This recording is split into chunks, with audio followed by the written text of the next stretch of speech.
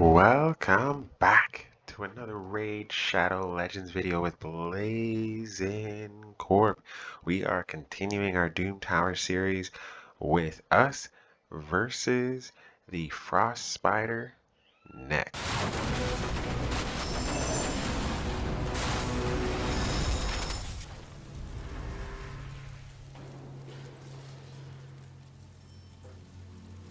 Well, I have to admit, I did not know I was on the final day of the normal Doom Tower there. So these days have just been blending together here. So kind of weird. Like I kind of got to the end and I see final boss up in the corner and I'm like, oh snap, I'm up against the final boss here. Okay, well let's give it a go. So how I put together this team, because this team is a dwarf team as far as I'm concerned. We've got a dwarf leader, kind of control plus debuffing plus turn meter control plus a little bit of HP burn and, nuker all around. And then we have a healer extraordinaire and Magnus Steel Girdle, as well as shields, as well as revives. Here we don't actually need Scylla the Drakes in this particular one. Like we can put in a Kotha Seared and probably be just fine here, but it's always nice to have that secondary heal there in a passive way here. So I'm not gonna really complain about having Scylla the Drakes in here. So we have 3 free-to-play champions in here, in Underpriest Brogni, Herndig, and Scylla the Drakes. These 2 are from pulls, but for the most part, here you're not gonna see, like, you can bring in other people in these places here. Now let's take a look at these champions and their setup. Hopefully I remember these who I have here. Alright, so first is my favorite champion here for the most part is Underpriest Brogni. He is great everywhere in the game. Regardless of where you're going into, give him a look here, because he's probably going to be good for whatever stage you are in here, unless you have a more specialized champion for that particular stage here. But I kind of use him in almost every single stage everywhere.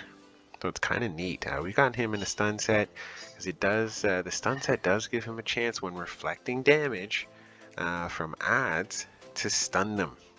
That is huge, and it is the way Underpriest Brogni's kit is supposed to work.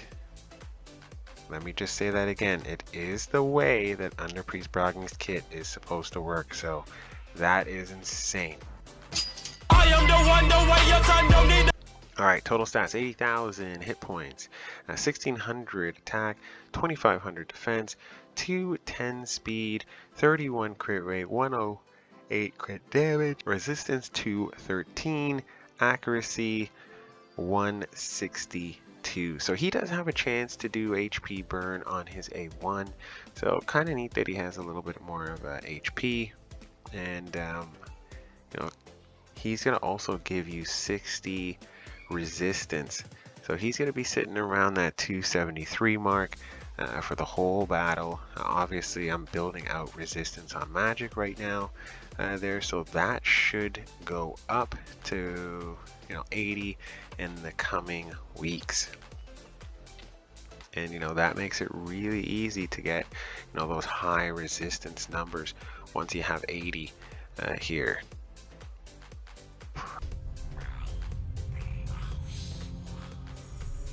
Right, so she is perception and broken set. Obviously room to grow with all these the 5-star gear and our accessories that she has on. She's definitely ready for any part of the game. Like, this is an end game build as far as I'm concerned. You can give a little bit of room to grow on certain things. Obviously Great Hall could be mastered out a little bit more, but for the most part, like, I built her solid here, and her kit is ready for endgame or any part of content here. So you'll see her a lot on my videos. unless I'm doing something specialized. So 49,000 hit points, 1,400 attack, 3,500 defense, 204 speed, 108 crit rate, and 126 crit damage, 257 resistance, and 257 accuracy. Here, obviously, yet again, this is going to be higher once we kit that out. So she'll be close to that 300 mark. She's already going to be over 300 with Underpriest Brogni's passive here, but she'll be close just by herself to 300. So she'll be very, very beefy in terms of her overall stats here for sure. All right, so now we have a Gnarl here. So oh wow, she's got some common gear on here. That's insane, actually. Here, how am I bringing her into endgame content? Here, yeah, kind of weird. All right, so 30,000 hit points here. Like, she's really deficient, I do have to say. Here for the most part, like, I don't know how I got her stats to where she is, considering that she's got 2 pieces of common gear on. Wow. So 3,000 attack, 2,400 defense, 172 speed, 108 crit rate, 207 crit damage, 95 resistance, 242 accuracy.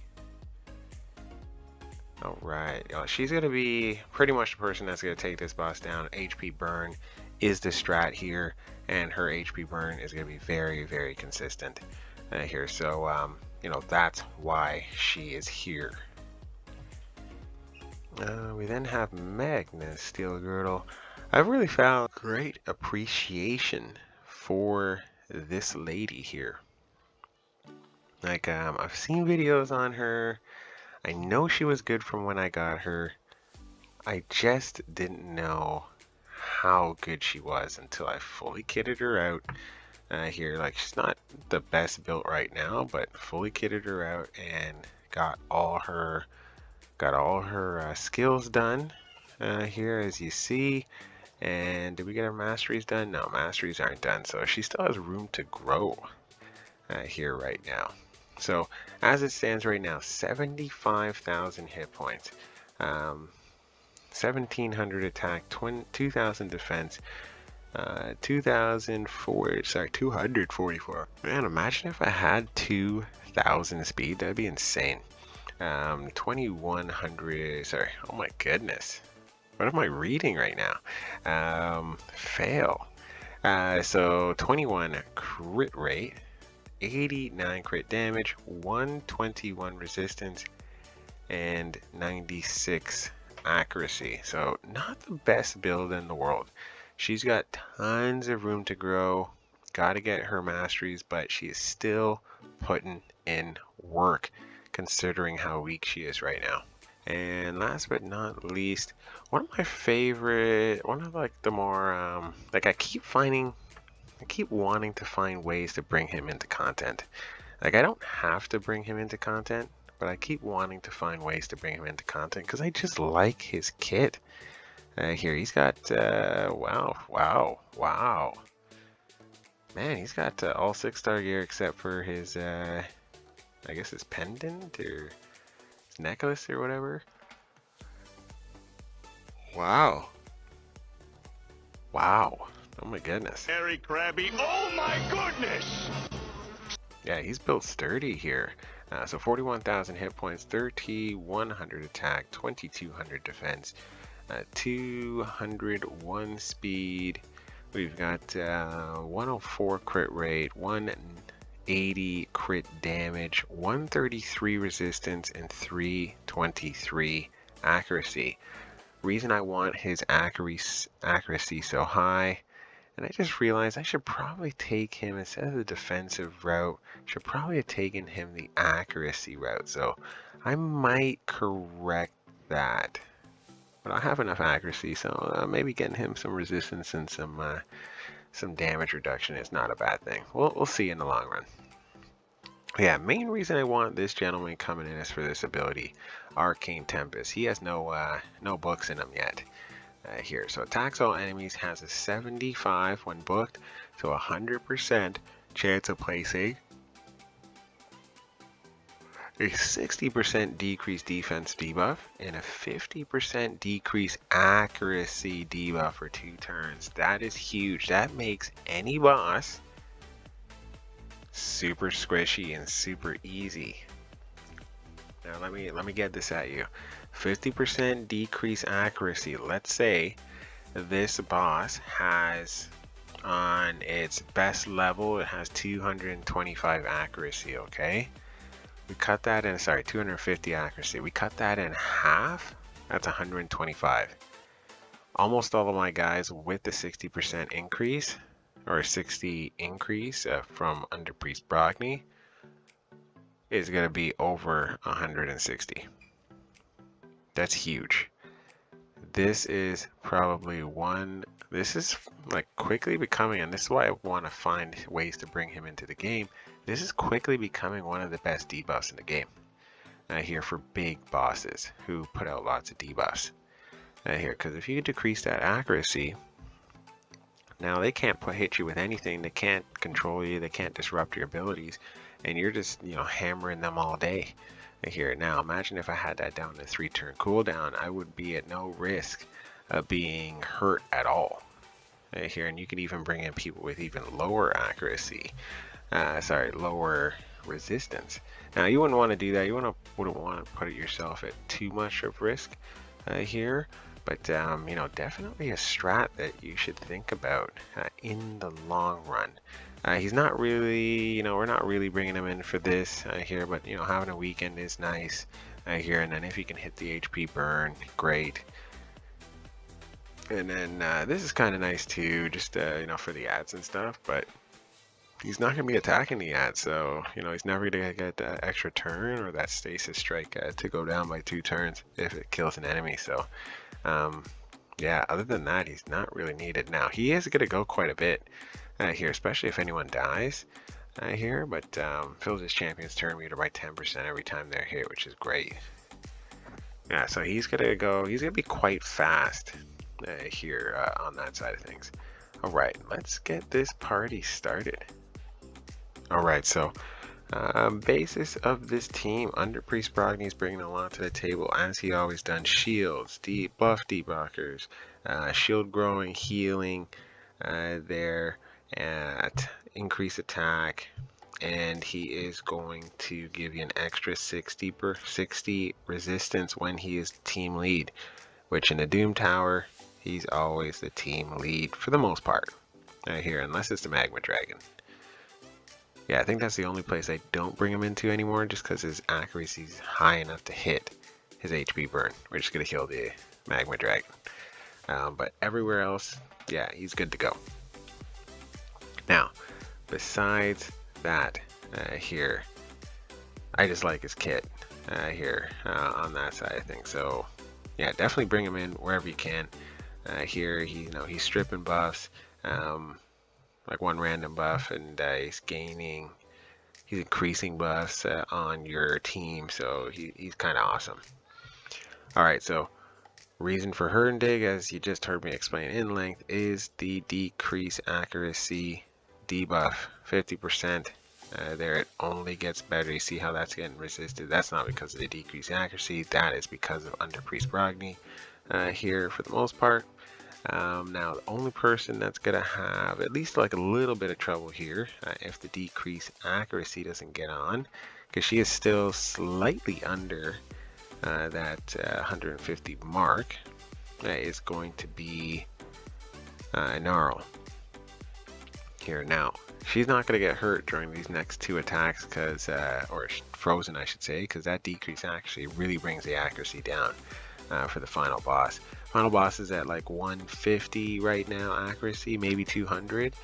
I think it's actually 150, and yeah, she's not going to get too hurt during these next 2 hits, so that's super important there.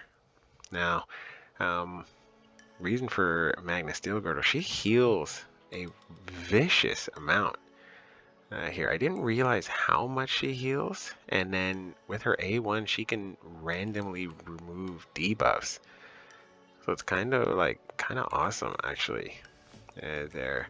Now she does have shields, so that's always good. Kind of rotate her in with Underpriest Brogni there, and then Scylla the Drakes is just Scylla the Drakes. She is a bad mamma jamma. So basics for her, like she is providing, you know, random speed boost to people. She's doing healing with every time she takes a move there, and then she can stun, which is nice for the ads there on that side of things. Yeah, so the cool thing here is I just threw this team together just to kind of see if it would work, and it did work. I'm sure there's other strats out there. Now, if I was to do another strat, like if I was to replace a Gnarl with someone here, it would be someone who had a little higher resistance. I'd probably try to aim for around the 200 mark. Just so I can bring them into Doom Tower hard here. So like that's where like Drexthar Bloodtwin would come in really nice here. I wouldn't really bring a Katabatic in here just because he's not a reliable HP burn.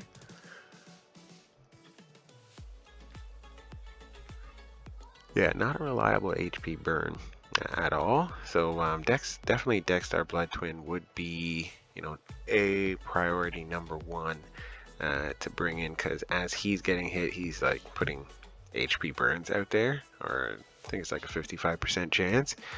So definitely something that would work in that particular case there. So that's definitely someone you could bring in. There's no one really that can replace Scylla the Drake. I guess you could in this particular strat, just because you have Magna Steel Girdle. You could put in, you know, Bad Alcazar. You could put in like a Iron Brago here if you needed more defense. There, if you find yourself, you know, having too many hits, you could put in a Katabatic for her. But I like having, you know, 2+ healers. So in this particular strat, I have 3 healers. Here are 3 people who can give heals in various ways, of course. Here, but I always like having, you know, multiple healers.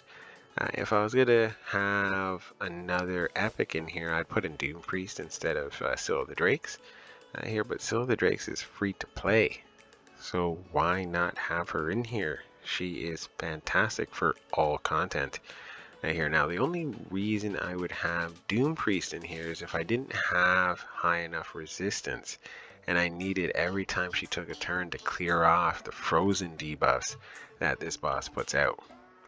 That's the only reason I would do that right here. So that is something to think about. If you not have high resistance, or if you're struggling on this boss on the lower levels, here you bring in the boss with, you bring him into the boss with the ability to cleanse there, because that's what I used to do there. You can see my videos going back. I did used to bring Doompriest in here with Bad Alcazar and Iron Brago, and you know, kind of huff it there. But those, you know, take a lot longer. Here, Nara was kind of the only piece that stayed in this particular comp, just because she's the most reliable HP burn that I have at the moment who's built here. Eventually we will, well, we're building out here Drexthar Bloodtwin right now, so he will be built there, and then he will instantly replace the Gnarl in this particular setup here. He'll be that like specialized boss beater. Although he'll probably actually be pretty good in a lot of areas. I know he's gonna be good in Spider. He's gonna help me a lot there. So the Katabatic for the most part. Once I get his, once I put a chest and I put a helmet on him, he will be fine. He's actually pretty tanky right now and pretty beefy right now in terms of stats. Even though he doesn't have a chest and helmet, you'll see. You can definitely see his videos for sure. Now, you know, this is a reliable strat. Like, this is never going. I'm never going to die at any point in this particular battle. Like, people just aren't being controlled here, like through Underpriest, Ragni's with no debuffs, or with the decreased accuracy or the resistance that he gives. Like it's very rare. Like right at the beginning was where we had our control issues when like our skills were on cooldown. But once our skills got rolling, there was no issues here. It was just you know, making the boss take turns and you know, get HP burn himself, making him hit shields so we could reflect that damage back at him, and then get Giant Slayer procs. You know, nothing too crazy about this particular boss here. So I've always liked this boss. I've always thought this boss was ridiculously easy if you know kind of what to do in terms of like the strategy part of it, and just thinking through the game. But yeah, if you guys have gotten Herndig, if you got Seal of the Drakes, if you have Underpriest Brogni, use them, build them out, please, for heaven's sakes. Use the event champions. If you just get event champions and you pull no shards, okay? If you pull no shards, you get no good people from these shards, and you just get the event champions, you will easily be able to beat, well, not easily. You still have to get the gear, but once you have the gear and you have the masteries, you should easily be able to get through content. Easily. Okay? There's no reason you shouldn't be able to get through content once you are getting every event champion. I guarantee you guys, do your events, especially if you're free to play. Here, you don't have the ability like you know, some of your super whales that you see out there to buy your way into having all these champions. So you have to think smart. Alright guys, please like this video. Please subscribe. Alright, I want to get to 1,000 subscribers so we can monetize this channel and we can get paid for putting out this good content here.